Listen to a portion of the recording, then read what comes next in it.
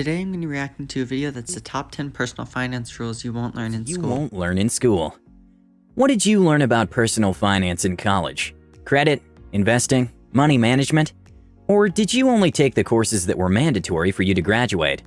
Well, for most people, these classes were more or less pointless, just like calculus, astronomy, and anthropology. The longer I've been out of college, the more disappointed I am about how much information was not included throughout my studies. The world tells us to go get educated, get a job, and all will be well. But unfortunately, it's not that simple.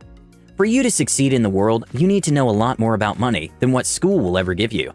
Personal finance forms the backbone for all success stories.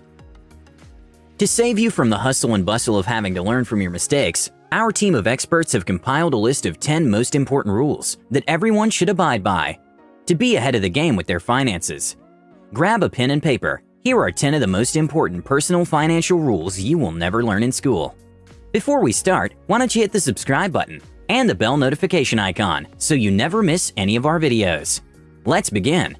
10. Buying your first home. You probably heard of the popular statement, if you want to buy a home, you have to save up to 20% of the value for down payment. If you don't, you'll be forced to pay private mortgage insurance, which could really dent your account. What you won't learn in school is that while higher mortgage payments may be painful, the financial trade-off between paying more money now and waiting to save up the 20% deposit could be worthwhile. When we look at the macroeconomic factors in the US over the past decade, the appreciation rate of real estate has really gone up, but the wage levels have remained stagnant. Yeah, it is smart sometimes because the housing prices are going up really quickly for you to instead just to hold off on buying a home until you can save up that 5 years, until you can save up that money within 5 years. And I really recommend going for a 30-year mortgage instead of a 15-year mortgage because you can invest that extra money you would be throwing into the 15-year mortgage because you have to pay more a month. You could put that extra money in the stock market and you'll be out more in the future. You'll have more money on average. So it makes it unrealistic to start saving up 20% of the home value, as it will only increase drastically over the years. The rule behind this is, if you have the capacity to save the money within at least 5 years comfortably, then go for it. But if it will take you longer, you'll be chasing a moving target as the price increases. 9. Save, save, save. In school, they'll teach you to have at least 10% of your income. But let's be honest here, this isn't enough to retire on. Well, unless you're earning millions. For most of us with a regular paycheck, a decent savings percentage will be about 25 to 40%. Yeah, in my opinion, when it comes to retirement, it should always be at least 20%. And yeah, up to 40% would be great too, just whatever your wage is, whatever makes sense for you. We're not saying 10% is entirely useless. It could be a great starting point to build that savings muscle. In order to save more, reduce your expenses and unnecessary costs. Instead of buying that cup of coffee every morning, put that money in a savings account with a better interest rate. 8. Emergency fund. You may have never heard of an emergency fund from school, but you're lucky you have. Emergency funds are so important. You don't want to be on this in a situation where you have no money. So just always rely on your emergency fund. Of us to teach you about it. Recent statistics show that up to 40% of Americans don't have the funds to cover an emergency of $400. This is an alarming statistic that only shows how people disregard the importance of an emergency fund. What if you lost your job today? Would you have enough money to cover your costs? The golden rule is to have 6 months of expenses saved up somewhere, but we suggest that if you can make it more, the better. 7. Budgeting basics. Budgeting is quite important in life, yet you won't hear anything about it in school. Sadly, not understanding the basics of budgeting while in school can leave you disadvantaged right after graduating, especially once you move out. Not having knowledge of how to manage bills and create the distinction between wants and needs can lead to one enduring one hardship after the other. Everyone needs to know how to plan a lifestyle that is financed by earned income. This includes understanding how to plan for all bills, but still ensuring there's enough left for necessities, such as groceries and savings. But let's face it, as much as budgeting is important, no one really likes tracking every single penny they use. What you can do instead is what we refer to as tactical budgeting. This involves creating budgets and plans over a long period of time.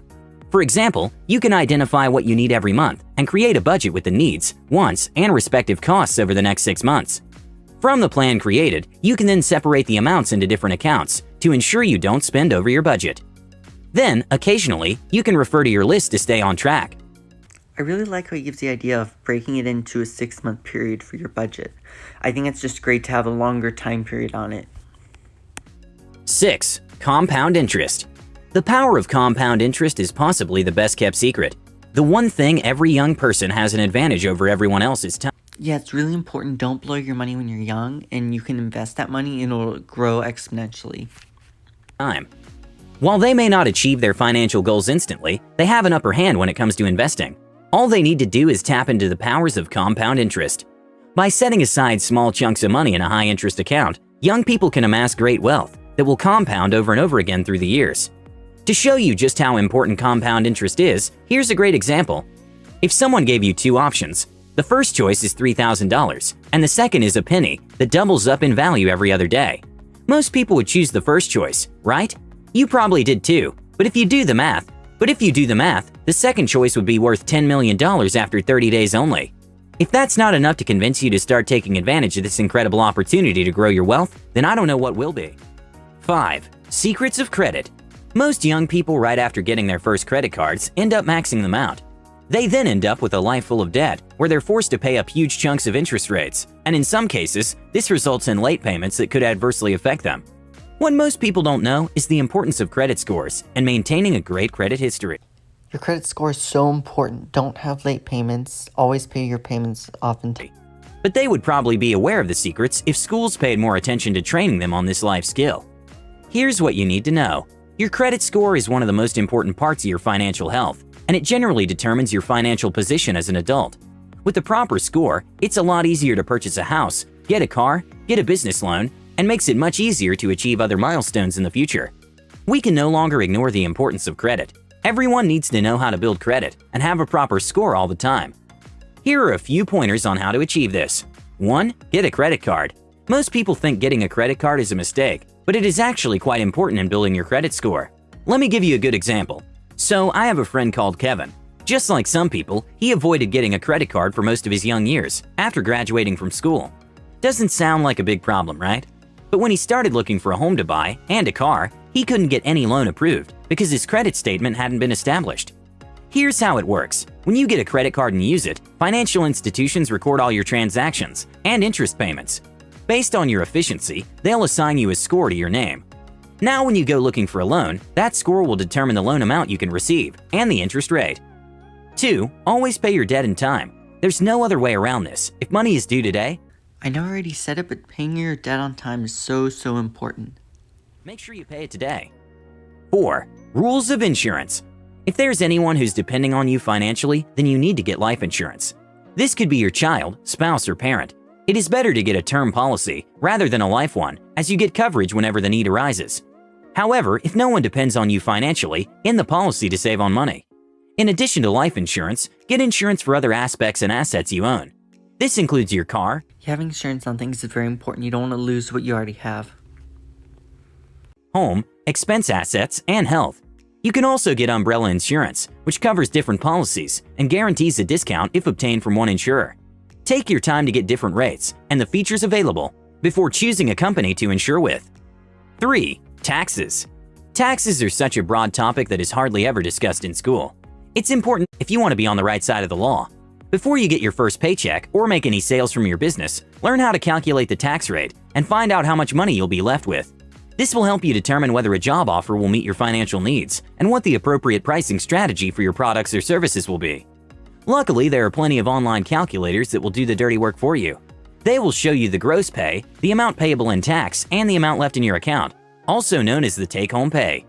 For example, a salary of $35,000 a year in Manhattan, New York will leave you with about $26,399 after tax deductions. Also, pay attention to the marginal tax rate that affects your raise. For example, a raise of $35,000 to $41,000 a year won't give you an extra $500 a month, but $345. Make a habit of preparing your tax returns yourself. There's a lot of misinformation and bad advice out there. Be careful. 2. Guard your health. A hospital visit for an injury like a fractured knee can cost thousands of dollars without insurance. If you're finding it hard to meet your monthly premiums, then what will happen if you end up in the emergency room? You may end up having to borrow. Health insurance is so important, especially in the United States. Like, you cannot pay those medical bills on your own. You really, really need insurance, and you gotta think about that, and you gotta find the right policy for you. Borrow money to pay for your medical bills, burdening other people who had plans with their money. Doesn't sound fair, right? If you don't have a medical cover, get one ASAP. Also, taking care of your health can end up saving you a lot of money. This involves eating the right foods, maintaining a healthy weight, regularly exercising, not consuming alcohol and other addictives excessively. You don't want to be sorry, so guard your health today. 1. College debt isn't 100% necessary. Yeah, I agree college debt isn't 100% necessary. If you want a job that you have to go to college for, I'd recommend doing it. But if you want to go to a job that's through a trade school or this and that, then I'd recommend going that other route.